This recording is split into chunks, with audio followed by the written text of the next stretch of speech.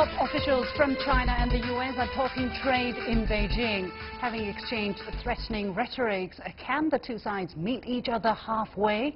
And Chinese Foreign Minister Wang Yi was in Pyongyang. What's China's future role in fostering long-term peace between the Koreas?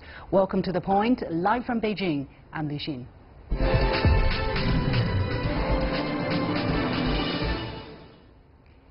Officials from China and the US started talks in Beijing on Thursday to address trade concerns between the world's top two economies.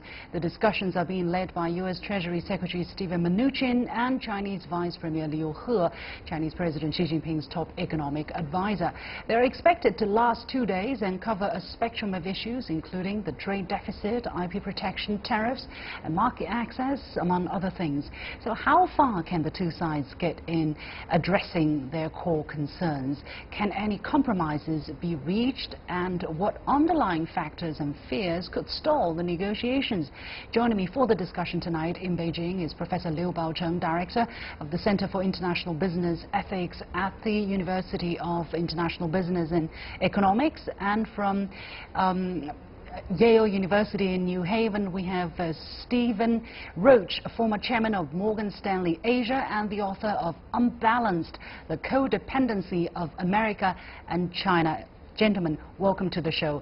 Let me go to Mr. Roach first. How do you look at the significance of this American delegation coming to visit China here?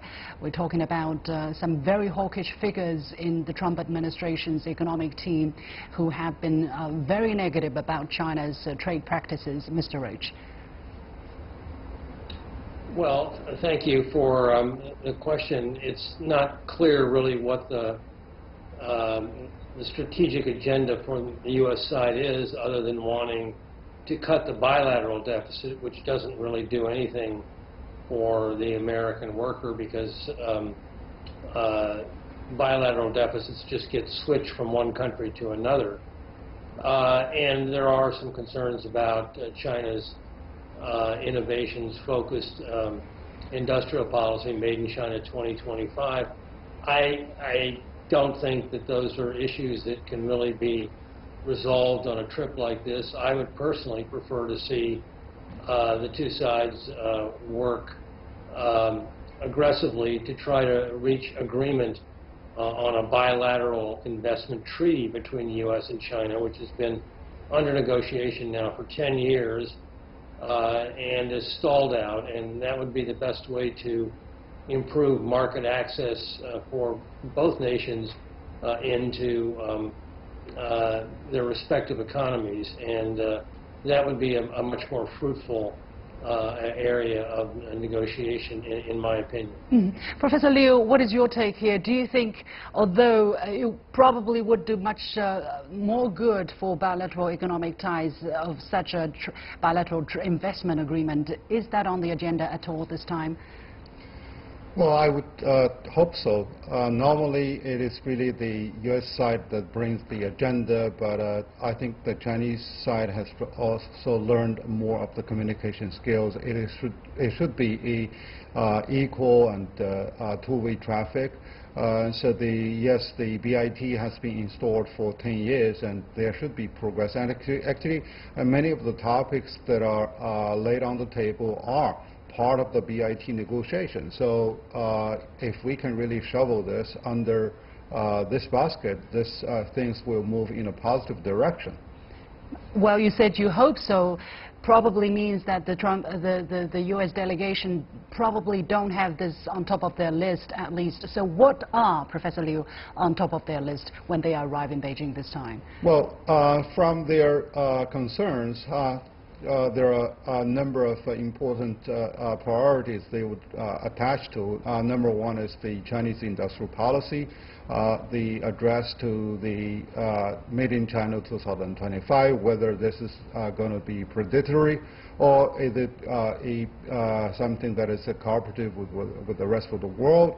So the looming concern is that, okay, China is going to take the leadership and dominate the emerging industries. So that's something very worrisome. They need China to explain. And then the intellectual property issue that is related with the forced, accusedly, the forced technology transfer, and also the trade barriers, and particularly those non-tariff barriers that are in the way. And they would like to have a clear specifics, which is measurable, quantifiable, and enforceable. Well, that's a very long list here. I don't know how much can be touched upon during the 2 days' time. But Mr. Roach, you wrote the book Unbalanced, the Codependency of America and China. So what is your opinion in the kind of trade friction that we're seeing here between these two countries, and what is the right way forward? Do you think the U.S. delegation is doing the right thing? Well, the main premise of my book is one of codependency, where the United States depends on China from an economic point of view for low-cost goods to provide consumption options for American consumers, for Chinese purchases of U.S. treasuries to help us fund our budget deficits, and for a rapid growth in America's third largest and most rapidly growing export market. And on the other side of the coin, China certainly depends on the United States. China's an export-driven economy, and the U.S. has long been China's largest or second largest market. So both nations need one another, and it should, I would hope that the negotiations could be conducted with an appreciation of a two-way relationship, not with the demands of one nation being placed on another and accusing the other of being unfair. There's a lot of unsubstantiated claims that go back and forth, especially from members of the U.S. side, in particular President Trump's Director of Trade Policy, Peter Navarro, has written a lot of very inflammatory, made some very inflammatory accusations, most of which are complete fabrications and not true at all. And to actually include him in these negotiations, I think, is a huge mistake on the part of the United States. I wish they would leave him at the hotel and ask him to watch television. Professor Liu, how do you think of the kind of approach that, or the kind of, air that they're bringing with them coming into China? Do you think they're really here to demand and to ask for the other side to give, or really to negotiate? Because to negotiate means give and take. I think it's prelude for a very dredging negotiation, because the composition of the 7 members is also very interesting, because they have very divergent opinions, divergent personalities, and a different level of understanding over China. So I would rather take it as a learning process actually for both sides through communication, instead of going through the hard bargain. And well, this doesn't mean that this is not really important. It is really critical that both sides should start from reality instead of from fantasy. So the China side is also there to negotiate. It's not there, China is not there to sit in a defense position, but rather, how these two countries can review the reality, can really bring up a more constructive strategy. So this is the whole setup is really a positive term, because from the provocative rhetorics, now people come to tables to communicate before they can really roll out their agenda for negotiation. I believe it's going to be a very hard bargain that is there to come. Right. So we are joined on the line from New York by Max Wolff, who is chief economist at the iCash group. Let me ask a couple of questions to Mr. Wolff there. Mr. Wolff, thank you for joining us. How do you look at the rate of success for the many rounds, I suppose, of negotiations between the U.S. and China here, and how it has started? So very pleasant to join you. Sorry to be late. Always a pleasure to have the honor of being a part of this conversation with you. Look, I think that the U.S. did not send an advance team as it should have, has sent the wrong rhetorical message with increasing bluster and volume for many months now, and has an internally divided and somewhat bizarre coalition.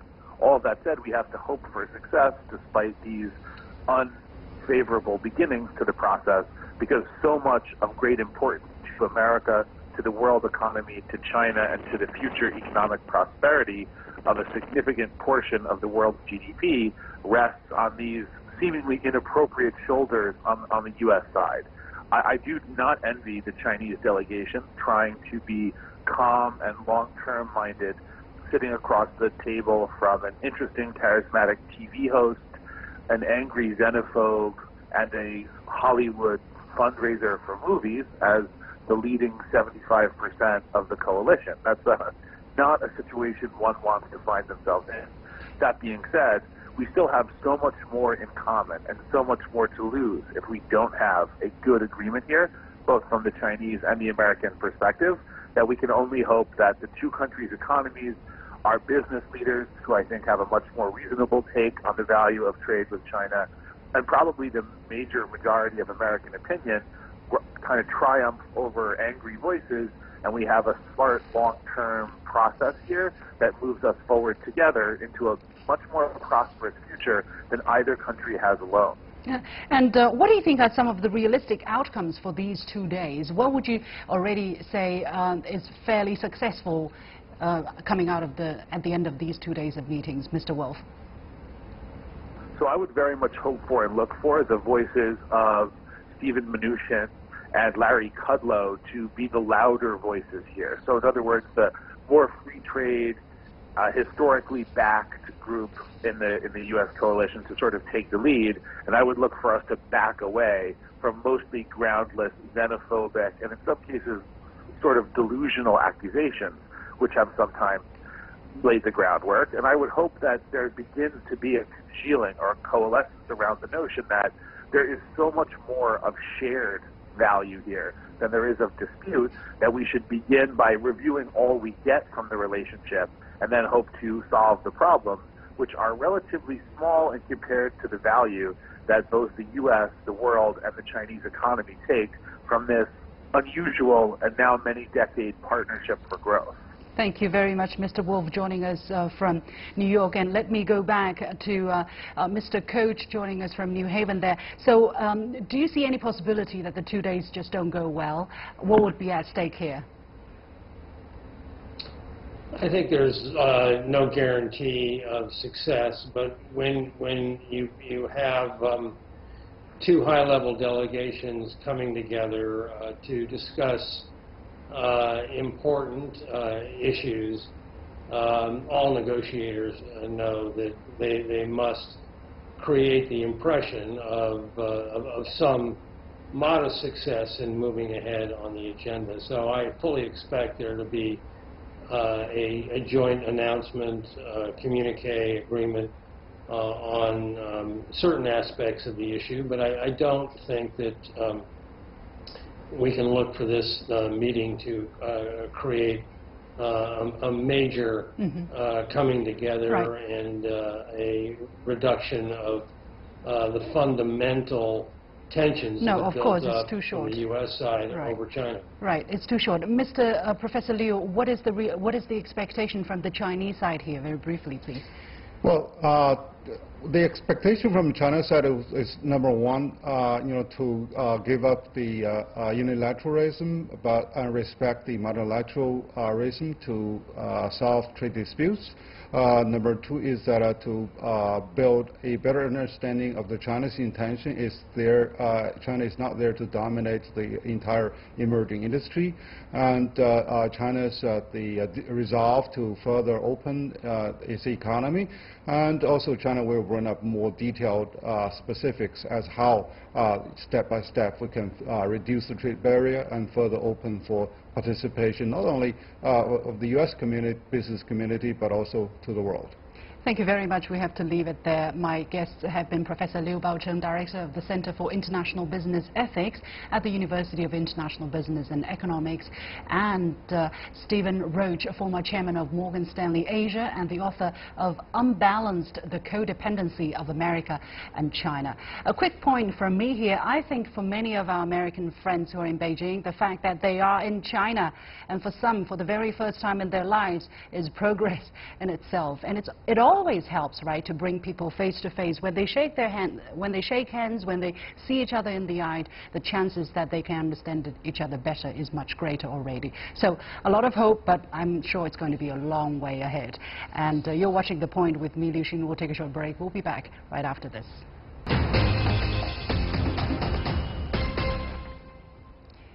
Chinese State Councilor and Foreign Minister Wang Yi met with Kim Jong-Un, leader of the Democratic People's Republic of Korea, on Thursday in Pyongyang. This is the first visit by a Chinese foreign minister to the country in the past 11 years, and the visit came less than a week after the leaders of the two Koreas met in a historic summit last Friday.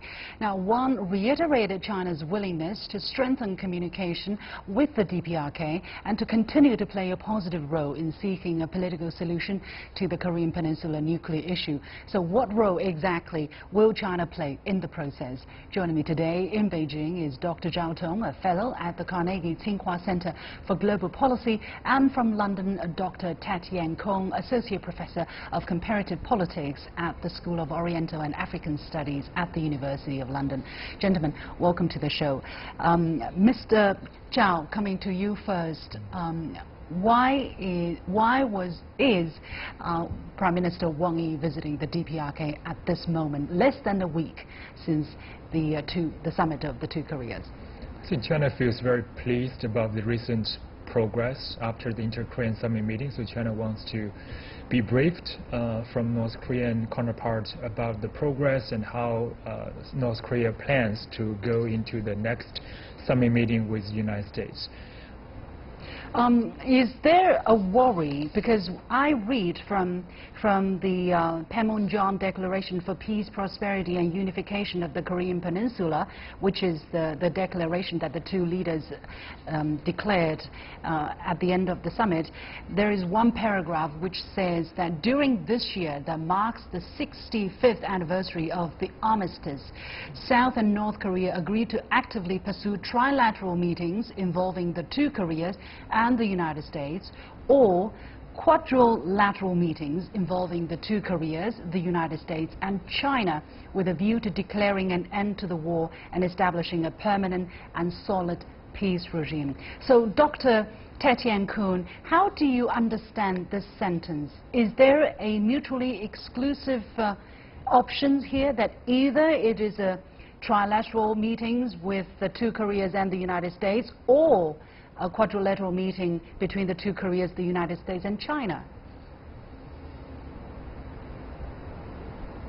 Well, I think China is unlikely to be excluded, given that China was one of the signatories to the 1953 Armistice Agreement, and also China will play a very important role in guaranteeing any kind of permanent peace regime. But I suppose what the Blue House has been saying is that the direct conflict that is unresolved is between the United States and North Korea. So therefore, it would whereas China, although it was a signatory to the 1953 armistice, China's dispute with South Korea and the United States has actually been resolved by the establishment of diplomatic relations. So, but I would say from the formal perspective, it would make sense for China to be a signatory to any peace agreement for the sake of closure. Mm-hmm. And Dr. Zhao, what is your take on this question? I think from the Chinese perspective, the North Korea's nuclear weapons are the direct results of hostilities among North Korea, South Korea, and the United States. So it might make sense for the three parties to talk among themselves after the bilateral summit meeting process concludes. But also China cannot be absent. China was one of the three signatories of the 1953 Armistice Treaty. So it's a natural follow-on meeting to include China at the negotiating table for a new peace treaty to replace the Armistice Treaty. I think it is a little bit unimaginable that we're talking about the possibility of China being excluded from the process. I mean, for the 65 years in the past, China has been, you know, the strongest friend, let's say, of the DPRK, although relationship has experienced some ups and downs. So, Dr. Zhao, how do you look at the kind of roles China can play in this process, even if there might be some meetings that's only between the two Koreas and the United States? I fully agree with you. I think China has a long and special relationship with North Korea. China better understands North Korea's security concerns, better understands North Korea's political ideology, and therefore China is in a special position to be more capable of providing North Korea with sufficient confidence for North Korea to come to the negotiating table. And China's overall role in the Northeast region is widely recognized by all other parties. So in the future, in discussions about how a future security structure should look like over the peninsula, China's voice cannot be absent. And also China can play a very special role in concrete steps to disarm North Korea. For example, North Korea has committed to to close down its nuclear test site. Mm-hmm. And China, as an experienced nuclear weapon state, possesses the technical expertise to contribute to verifying that step. And China also has a special relationship in the economic sector with North Korea. North Korean leader has demonstrated unprecedented interest in shifting to economic development to make North Korea's economy well connected with the outside world. And that, in that case, Chinese efforts to promote economic cooperation with North Korea and without violating any international law or existing UN Security Council resolutions will also be very helpful to bring North Korea back into the international community as a normal member.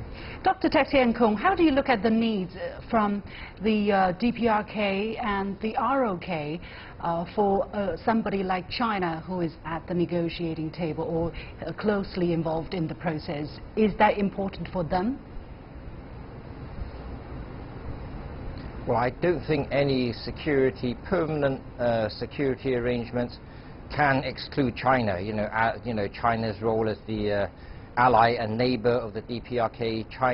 I think China's only defense treaty, security treaty, actually is with the DPRK from 1961. So what the North Koreans are seeking is some kind of permanent security guarantee that can actually not be achieved without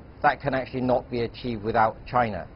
And China's showing its support for the Panmunjom Declaration is also very, very important, because this gives momentum to the peace process ahead of the summit between Kim Jong-Un and Donald Trump.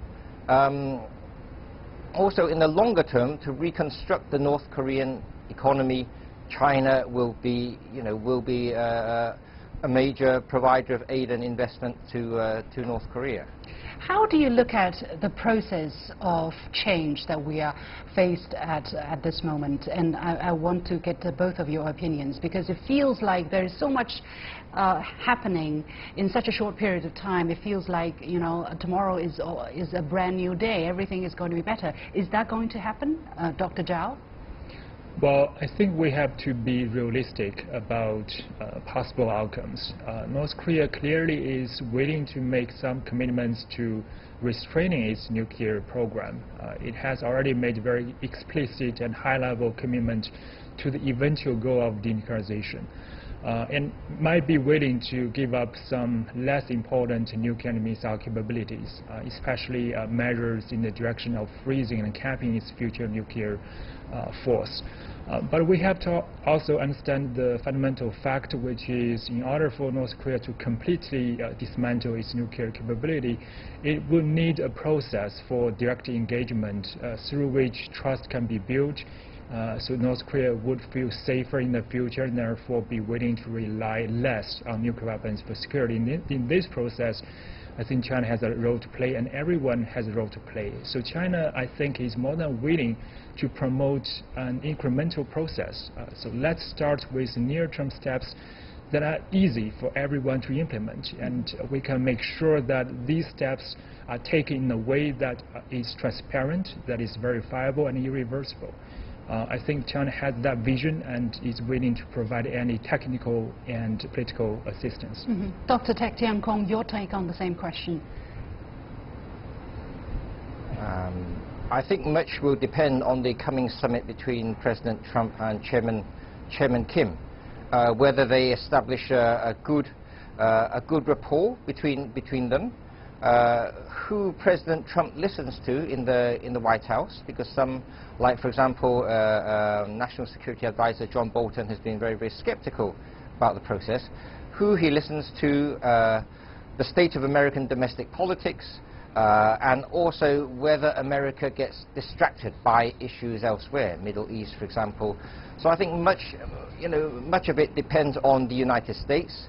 But in terms of denuclearization, just technically, according to the Association for Arms Control, it will take many, many years to fully dismantle these nuclear facilities.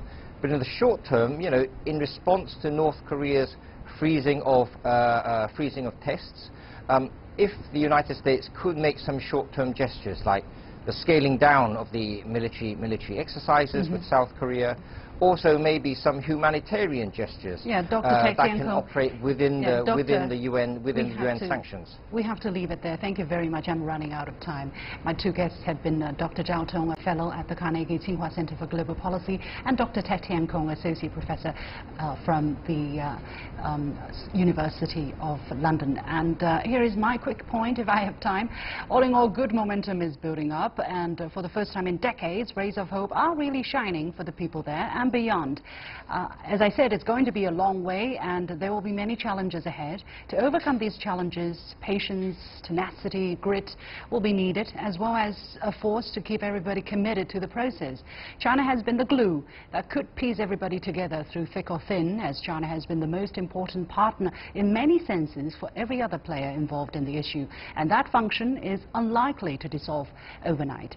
That is it for this edition of The Point with me, Liu Xin. As always, follow me on Facebook and Twitter using the handle The Point with LX.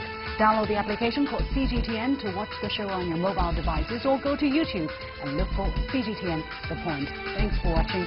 You've got The Point.